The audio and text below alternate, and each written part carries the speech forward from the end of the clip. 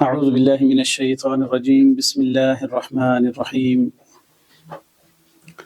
قل آمنا باللہ وما انزل علینا وما انزل علی ابراہیم واسماعیل واسحاق ویعقوب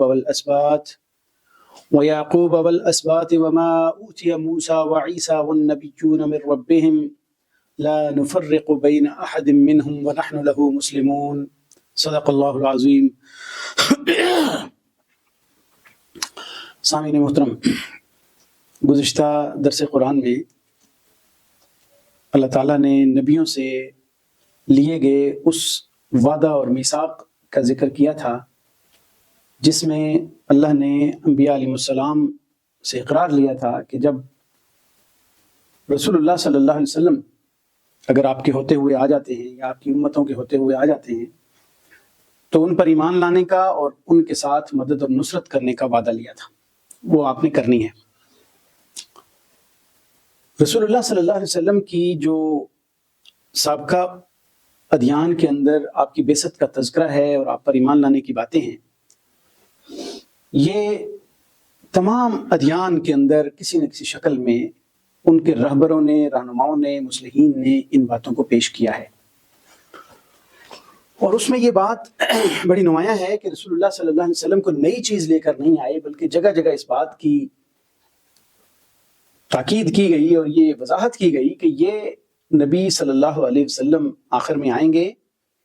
اور یہ تصدیق کرنے والے ہوں گے اس چیز کی جو اس سے پہلے ہو گزری ہے، جو پہلے والا پیغام ہے اللہ کا، جو پہلے والی کتابیں ہیں ان کی تصدیق کرنے والے ہوں گے۔ ثم جاءکم رسول مصدق لما معکم، پہلے فرمایا تھا کہ وہ تصدیق کرنے والے ہوں گے جو تمہارے پاس ہے۔ اب رسول اللہ صلی اللہ علیہ وسلم کی بعثت اور آمد کی بشارتیں بھی دی گئیں اور آپ کا یہ فرمانا ہے، آپ کے بارے میں یہ فرمایا گیا کہ وہ پہلے والی چیزوں کی تصدیق کر رہے ہوں گے۔ اس کا تذکرہ تو بہت جگہوں پہ کیا، لیکن یہاں پہ آج کی تلاوت کردہ آیات میں اللہ تعالیٰ نے اس تصدیق کا آپ علیہ الصلوۃ والسلام کی زبان مبارک سے اعلان بھی کروا دیا کہ وہ تصدیق، پہلے تو تصدیق کرنے کی بات تھی کہ وہ تصدیق کریں گے، یہاں پہ تصدیق کروا بھی دی اللہ تعالیٰ نے، اور فرمایا قل، اے پیارے پیغمبر صلی اللہ علیہ وسلم ارشاد فرما دیجیے، یعنی دوسرے لفظوں میں اگر یہود و نصارہ آپ سے آپ کے ایمان کے بارے میں پوچھتے ہیں تو پھر آپ ان کو بھی یہ بتا دیں، اور یہ در حقیقت تصدیق بھی ہے پہلی چیزوں کی۔ فرمایا قل آمنا باللہ، کہ ہم ایمان لائے اللہ تعالیٰ پر۔ ایمان باللہ یہ وہ چیزیں ہیں جو ایمانیات سے تعلق رکھتی ہیں، اللہ تعالیٰ پر ہم ایمان لائے اس حیثیت سے کہ اللہ تعالیٰ کی ذات میں، صفات میں، عبادات میں کوئی ساجی اور شریک نہیں ہے، وہ اکیلی ذات ہے اور وہ اکیلا پوری کائنات کو چلانے والا ہے۔ وما انزل علینا، اور ہم اس چیز پر بھی ایمان لائے جو ہم پر نازل ہوا، رسول اللہ صلی اللہ علیہ وسلم پر جو کچھ نازل ہوا، فرمایا ہم اس پر بھی ایمان لائے، خود بھی رسول اللہ صلی اللہ علیہ وسلم اور آپ کے متبعین بھی ایمان لائے۔ رسول اللہ صلی اللہ علیہ وسلم پر دو چیزیں نازل ہوتی تھی، دو طرح کی وحی نازل ہوتی تھی۔ ایک کو وحی مطلوب کہا جاتا ہے، وحی کی دو قسمیں ہیں، ایک کو وحی مطلوب کہا جاتا ہے جس کی تلاوت کی جاتی ہے، اس کو وحی جلی بھی کہا جاتا ہے، اور وہ ہے قرآن مجید جس میں الفاظ بھی اللہ کے، مفہوم بھی اللہ کا۔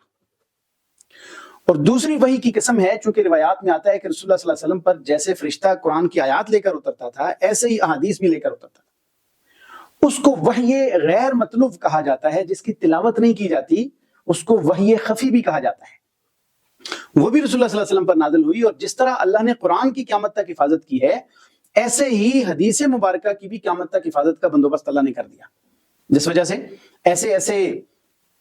علوم ایجاد کیے مسلمانوں نے جس نے رسول اللہ صلی اللہ علیہ وسلم کے فرامین کا تحفظ کیا، اور وہ تحفظ اسماء الرجال کے ذریعے کیا، لوگوں کے حالات زندگی، 5 لاکھ سے زیادہ افراد کے حالات زندگی جمع کر دیے۔ وہ تحفظ فن جرح و تعدیل کی بنیاد پہ کیا کہ راویوں کی جرح اور تعدیل جو ہے وہ محدثین نے کی کہ راوی یہ صحیح ہے، یہ ضعیف ہے، یہ سقیم ہے، یہ نبی پر بہتان باندھ رہا ہے، یہ جھوٹ باندھ رہا ہے، حدیث صحیح یہ ہے، ضعیف یہ ہے، موضوع یہ ہے، یہ ساری قسمیں محدثین نے کی، اور یہ پہلی دفعہ مسلمانوں نے وہ علوم اور فنون ایجاد کیے جو دنیا میں پہلے نہیں تھے۔ یہ تحفظ کا اللہ نے بندوبست کیا اور قیامت تک محفوظ کر دیا۔ اس میں جو وحی غیر مطلوب ہوتی ہے، اس میں الفاظ رسول اللہ صلی اللہ علیہ وسلم کے ہوتے ہیں، مفہوم اللہ تعالیٰ کی طرف سے دل میں القاء ہوتا ہے، وحی ہوتا ہے، اور وہ آپ صلی اللہ علیہ وسلم بیان فرمایا کرتے تھے۔ اسی لیے تو اللہ نے اتنا بڑا بندوبست کیا کہ نبی پر گھڑ کے کسی نے کوئی بات لگائی ہے یا کوئی کمزور بات ہے یا اس آپ تک پہنچنے کا ثبوت پورا نہیں ہے، تو اللہ نے اس کے لیے چھانٹی کرنے کے لیے محدثین کو کھڑا کر دیا اور انہوں نے کتابیں لکھ کے اس کے اندر یہ چیز آج تک تحفظ کا سلسلہ جاری ہے، اور صحیح حدیث کو ضعیف حدیث سے، موضوع اور گڑی ہوئی حدیث سے الگ کر دیا. کیونکہ آپ صلی اللہ علیہ وسلم نے اسی لیے فرمایا کہ من کذب علی متعمدا فلیتبوأ مقعدہ من النار، جو مجھ پر جان بوجھ کر کوئی جھوٹ باندھے گا، مجھ پہ لگائے گا، تو وہ اپنا ٹھکانہ جہنم میں بنا لے. تو محدثین اللہ کے خوف سے کانپے کہ یہ حدیثیں جو ہم تک آ رہی ہیں ہمیں چھانٹی کرنی چاہیے کہ کوئی ایسا نہ ہو کہ رسول اللہ صلی اللہ علیہ وسلم تک کسی اور نے لگائی اور جو لگائی گئی تھی ان کو نکالا انہوں نے. تو یہ دو چیزیں اللہ کی طرف سے نازل ہیں اور ان پر ایمان لائے. اور فرمایا وما انزل علینا، جو ہم پر نازل ہوا، وما انزل علی ابراہیم. اب یہ ہے وہ تصدیق مصدقا لما معکم، ہم اس پر بھی ایمان لائے جو نازل ہوا ابراہیم علیہ السلام پر،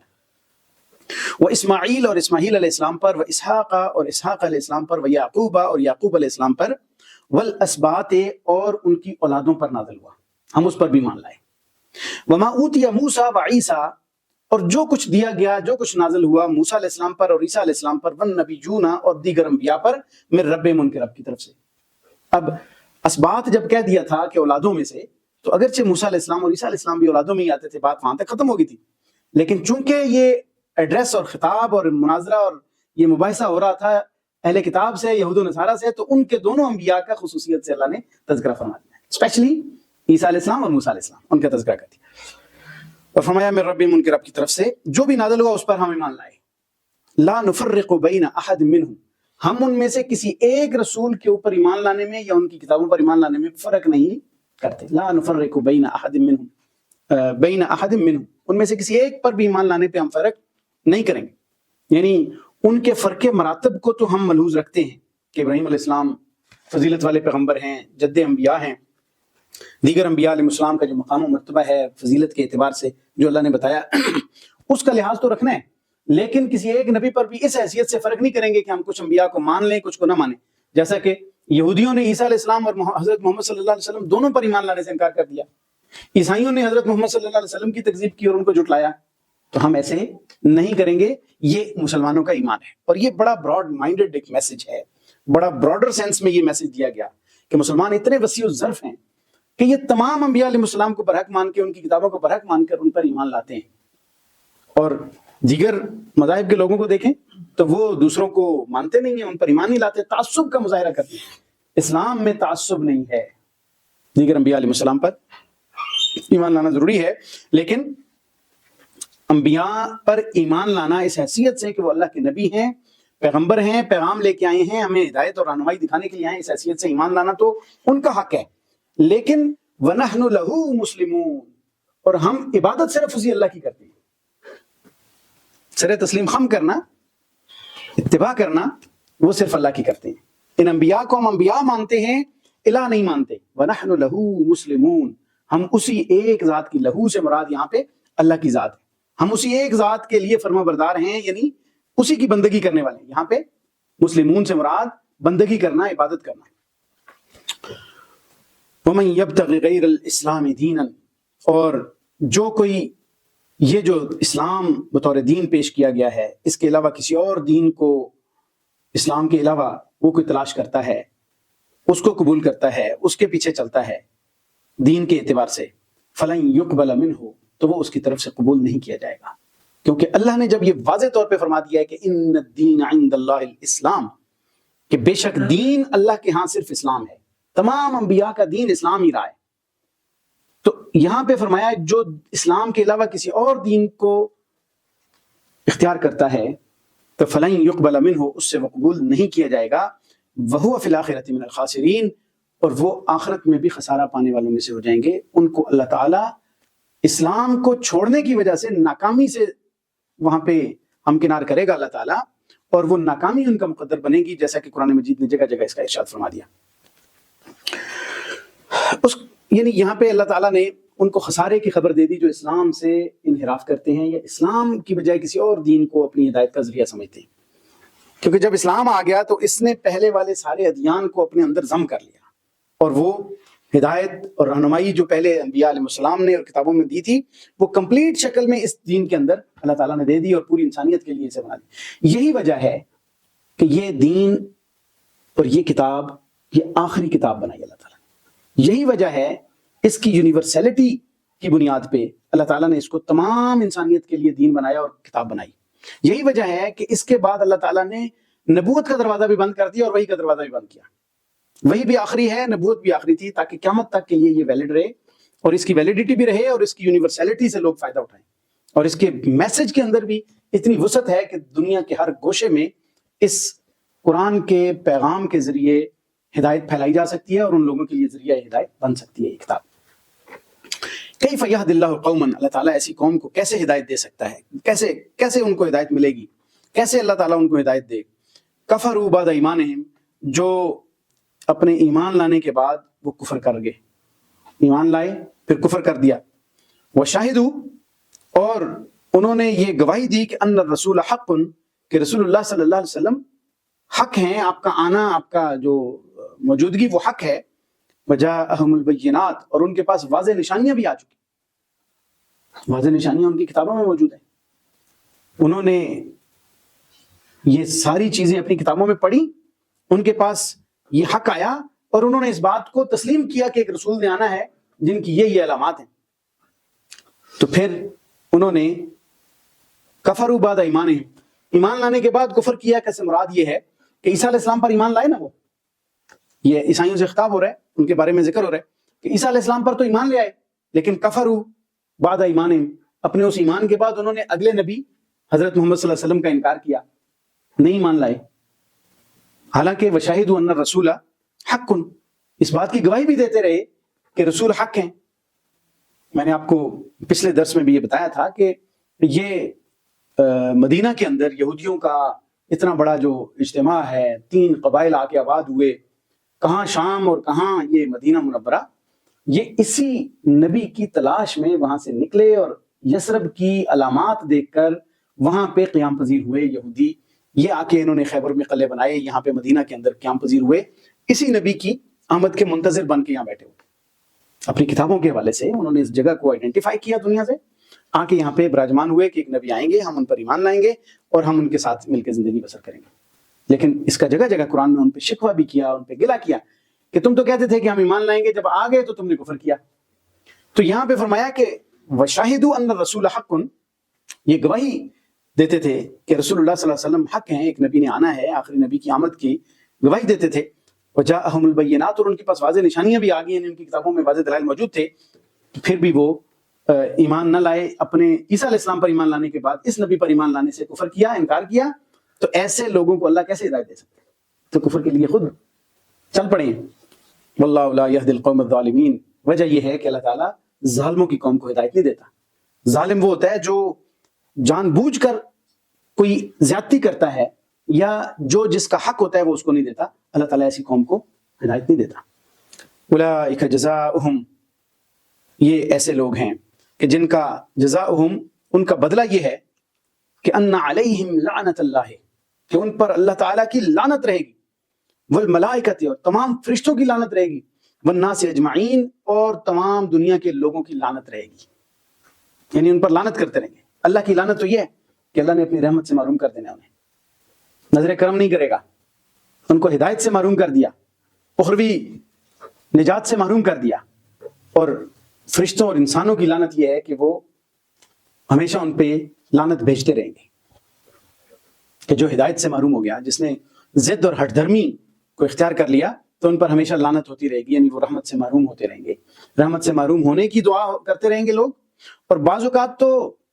جو ظالم ہوتا ہے وہ اپنے اوپر خود لعنت کر رہا ہوتا ہے. جب وہ کہتے ہیں کہ اللہ کی لعنت ہو ظالموں پر،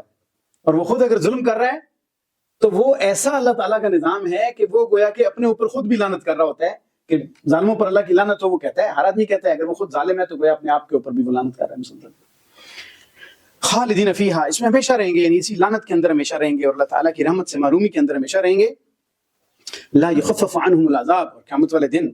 ان سے عذاب میں کمی بھی نہیں کی جائے گی، تخفیف بھی نہیں کی جائے گی. ولا ہم ینظرون، اور نہ ہی انہیں رحمت کی نظر سے دیکھا جائے گا. یہاں تک یہ ان کا انجام جو ہدایت سے محروم رہے، کفر پر ڈٹے رہے، ظلم کے ساتھ رہے، ایمان لانے سے انکاری رہے، رسول اللہ صلی اللہ علیہ وسلم پر ایمان لانے سے وہ انہوں نے کفر کیا. الا الذین تابوا، اب یہاں سے کچھ ایکسیپشنز ذکر کر دیں، استثناء ذکر کر دیا. الا الذین تابوا، ہاں ان لوگوں میں سے سوائے ان لوگوں کے جنہوں نے توبہ کی، من بعد ذالک، اس انکار کے بعد، اس ظلم کے بعد توبہ کر لی. واصلحوا، اور اپنی اصلاح بھی کر لی. توبہ کے بعد اصلاح ضروری ہے. ایسی توبہ جس کے بعد اصلاح نہیں ہے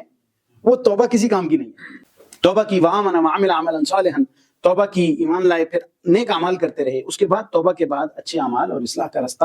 اور رائٹ پاتھ کو اختیار کرنا ہی ضروری ہے. کوشش اس کی ضروری ہے، بندہ اس پہ لگ جائے. پھر کوئی لغزش ہوتی ہے، پھر انسان اس کی توبہ کر سکتا ہے اگر ارادے سے نہ کیا ہو. تو فرمایا بعد ذالک، اس کے بعد اگر کسی نے توبہ کر لی، واصلحوا، اور اصلاح کر دی، فإن اللہ غفور رحیم، تو بے شک اللہ تعالیٰ بخشنے والا اور رحم کرنے والا ہے. اللہ معاف کر دیتا ہے. انسان سچے دل سے جب توبہ کرتا ہے تو اللہ تعالیٰ اس کو معاف کرتا ہے. اللہ تعالیٰ اس انتظار میں ہوتا ہے کہ میرے کسی بندے سے کوئی لغزش ہوئی ہے یا غلط رستہ اختیار کیا ہے تو وہ کس وقت میرے دربار میں آ کے مجھ سے توبہ کرے گا. اللہ اس انتظار میں ہوتا ہے. وہ جو رات کے پچھلے پہر کی باتیں ہیں یا رمضان کے حوالے سے اللہ آسمان دنیا پہ آتا ہے تو پھر حل من مستغفر، سوال پوچھتے اللہ تعالیٰ، ہے کوئی بخشش طلب کرنے والا؟ گویا کہ اللہ تعالیٰ انسان کے اپنی طرف رجوع کرنے کے طلب میں رہتا ہے کہ میرا بندہ میری طرف آ جائے. فإن اللہ غفور رحیم، بے شک اللہ تعالیٰ بخشنے والا اور رحم کرنے والا ہے. تو جو ضد پہ ڈٹے ہوئے لوگ ہوتے ہیں کفر کے اندر، یعنی توبہ نہیں کرتے، ظلم ہو گیا، غلطی ہو گئی، کفر پہ رہے، توبہ کرنے والوں کے تو بتا دیا کہ جی ان کی تو بخشش ہو جائے گی، ان کو تو معافی مل جائے گی. لیکن جو ضد پہ ڈٹے رہتے ہیں ان کا پھر ذکر فرمایا. ان الذین کفروا بعد ایمانہم، جو لوگ کافر ہوئے اپنے ایمان کے بعد، ایمان لانے کے بعد کافر ہو گئے، یعنی مرتد ہو گئے، ایمان لائے اور پھر کفر کیا. چاہے کوئی اسلام لے کے آتا ہے اور پھر کفر میں چلا جاتا ہے اور توبہ نہیں کرتا، یا جب حضرت عیسیٰ علیہ السلام پر ایمان لائے اور پھر رسول اللہ صلی اللہ علیہ وسلم کا انکار کیا تو ان کے بارے میں فرمایا ثم ازدادوا کفرا، پھر اپنے کفر میں انہوں نے اور زیادہ بڑھ گئے، اس میں اضافہ کر لیا، یعنی بڑھتے چلے گئے. یعنی جب انسان کفر کے اندر چلا جاتا ہے، گمراہی کے اندر چلا جاتا ہے، پھر وہ راہ راست کی طرف آتا نہیں ہے، اپنی گمراہی پہ ڈٹ جاتا ہے، اپنی غلطیوں پہ اصرار کرتا ہے، اپنے گناہوں پہ اور کوتاہیوں کو عمدن جان بوجھ کر اس کو پکا کرتا رہتا ہے، اس کے اندر وہ ریورس نہیں ہوتا، اللہ کی طرف بار بار رجوع نہیں کرتا، تو کیا ہوتا ہے کہ لن تقبل توبتہم، یعنی حتیٰ کہ اس کی آخری وقت آ جاتا ہے اور مرنے کے قریب اگر وہ توبہ بھی کرنا چاہے گا نا تو لن تقبل توبتہم، ان کی اللہ تعالیٰ توبہ بھی قبول نہیں فرماتا. یعنی اگر تو اسی حالت میں ہے وہ کہ کفر میں ہے اور اپنے کفر میں اور بڑھتا چلا جا رہا ہے، اپنی اس غلطی پر اصرار کر رہا ہے، تو ایک پہلی بات تو یہ ہے کہ اللہ تعالیٰ اس کو زندگی میں پھر توبہ کی توفیق ہی نہیں دیتا. یہ بھی اس کا مطلب ہے کہ لن تقبل توبتہم، کہ جب وہ توفیق ہی نہیں ہوگی تو پھر توبہ ہی نہیں ہوگی، تو توبہ قبول بھی نہیں ہوگی. اور دوسرا مطلب اس کا یہ ہے کہ ورنہ تو دیکھیں نا، جو توبہ کرتا ہے اللہ تعالیٰ کا وعدہ ہے کہ میں تیری اس کی توبہ قبول کرتا ہوں. یہاں پہ جب آیا نا لن تقبل توبتہم تو گویا یہ اس قانون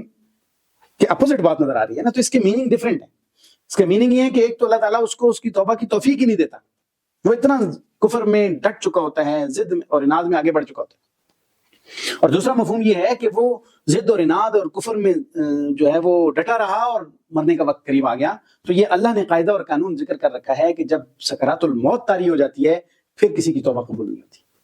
سکرات الموت میں توبہ قبول نہیں ہوتی. تو فرمایا فلن تقبل توبتہم، اگر اس نے مرنے کے وقت آ کے اس کو احساس ہوا اور اس نے توبہ کرنے کی کوشش کی تو اللہ نے فرمایا کہ ان کی توبہ بھی قبول نہیں کی جائے گی. وَأُولَٰئِكَ هُمُ الضَّالُّونَ، اور یہی لوگ ہیں گمراہ جو گمراہی کے اندر حد سے بڑھ گئے اور اینڈ تک ان کی حالت رہی. ان الذین کفروا، بے شک وہ لوگ جو کافر ہوئے، وماتوا وہم کفار، اور اسی کفر کی حالت میں مر گئے. کافر ہوئے اور کفر کی حالت میں مر گئے، توبہ نصیب نہیں ہوئی. وہی بات دوبارہ ذرا تاکید کے ساتھ، تو فلن يقبل من احدهم ملء الارض ذهبا ولا افتدى به، تو پھر اگر قیامت والے دن وہ لوگ، ان کے پاس زمین بھر سونا بھی ہوگا نا، اس کو وہ معاوضے اور بدلے اور فدیے میں دینا چاہیں گے نا، فلن يقبل من احدهم، ان میں سے کسی سے بھی قبول نہیں کیا جائے گا، ملء الارض، زمین بھری ہوئی ہو سونے کی، ذهبا سونے کی، ولا افتدى به، اگرچہ وہ اس کو فدیے میں دینا چاہیں. یعنی دنیا میں لوگ اسی سونے اور دولت کے لیے اپنا ایمان بیچ دیتے ہیں، اپنا سب کچھ داؤ پہ لگا دیتے ہیں، ظلم کرتے ہیں، لوگوں کی جو ہے نا وہ جانیں لے لیتے ہیں، مال ہتھیا لیتے ہیں، عہدے ہتھیا لیتے ہیں، پتہ نہیں کیا کیا چیزیں وہ ہے، وہ اس مال اور دولت کے لیے وہ ہتھیا لیتے ہیں اور اپنے پاس لے آتے ہیں اور جمع کر لیتے ہیں. تو یہی مال و دولت، یہی سونا، یہی جو جواہرات کے ڈھیر ہیں، یہی زر ہے، قیامت والے دن اگر سارے کا سارا فدیے میں بھی دینا چاہیں گے نا، اللہ تعالیٰ اس کے بدلے میں قبول نہیں کرے گا. چاہے وہ صدقہ دینا چاہیں گے یا وہ فدیے میں دینا چاہیں گے، اللہ تعالیٰ اس کو قبول نہیں کرے گا، کیونکہ وہاں پہ اللہ تعالیٰ نے عدالت لگانی ہے. یہاں پہ یہ سوچتے ہیں کہ پیسے دے کے ہم سارے کام کر لیں گے، قیامت والے دن کوئی فدیہ قبول نہیں کیا جائے گا. کوئی چاہے جتنا بھی مال لے کے آ جائے گا، اس کو وہاں پہ قیامت والے دن انصاف کا عظیم الشان دن نظر آئے گا. جگہ جگہ قرآن مجید میں اس بات کا ارشاد ہوتا ہے، قیامت والے اس دن سے ڈرو جس دن کسی کی شفاعت قبول نہیں کی جائے گی، کسی کا دوستی کام نہیں آئے گی، کوئی معاوضہ نہیں چل سکے گا، کوئی دھونس نہیں چل سکے گی، کوئی زبردستی نہیں چل سکے گی. وہاں اللہ رب العزت انصاف کے ساتھ فیصلہ کرے گا، عدل کے ساتھ فیصلہ کرے گا. تو یہاں پہ یہ اللہ تعالیٰ نے ارشاد فرما دیا کہ وَلَوِ افْتَدَىٰ بِهِ، اگرچہ اس کو وہ فدیے میں دے دے، أُولَٰئِكَ لَهُمْ عَذَابٌ أَلِيمٌ وَمَا لَهُم مِّن نَّاصِرِينَ، یہی لوگ ہیں جن کے لیے بڑا دردناک عذاب ہوگا. وَمَا لَهُم مِّن نَّاصِرِينَ، اور ان کے لیے کوئی مدد کرنے والا نہیں ہوگا، کوئی نصرت کرنے والا نہیں ہوگا. یہاں پہ تو رنگ برنگی ادھر ادھر سے اپنے لیے حمایتیں جمع کر لی جاتی ہیں. قیامت والے دن ایسا نہیں ہوگا، اللہ کی عدالت لگے گی تو پھر سب کچھ انصاف ہو جائے گا، سب کچھ کلیئر ہو جائے گا. یہاں تک یہ جو نبی پاک صلی اللہ علیہ وسلم کی نبوت کے اس بات کے لیے ابتدائی تمہیدی حصہ ذکر کیا. چونکہ یہ دوسرا باب چل رہا ہے اور اس دوسرے باب میں رسالت کے جو مضامین ہیں ان کا بیان ہے، اور ان پر رسالت پر کیے گئے کچھ شبہات عیسائیوں کے تھے ان کا آگے بیان آئے گا، اور ان کا ازالے کا ان کی جو دلائل ہیں اللہ تعالیٰ نے دیے وہ ذکر ہوگا. آج الحمدللہ ہمارا تیسرا پارہ بھی ختم ہوا. سورۃ آل عمران کی جو چوتھے پارے سے اگلی آیات کا اگلے درس میں انشاءاللہ ہم اس کی تشریح بیان کریں گے، تفسیر بیان کریں گے. اللہ تعالیٰ سے دعا ہے کہ اللہ تعالیٰ قرآن مجید کی سمجھ نصیب فرمائے، جو کچھ کہا گیا سنا گیا اس پہ عمل کرنے کی توفیق عطا فرمائے. وآخر دعوانا ان الحمدللہ رب العالمین.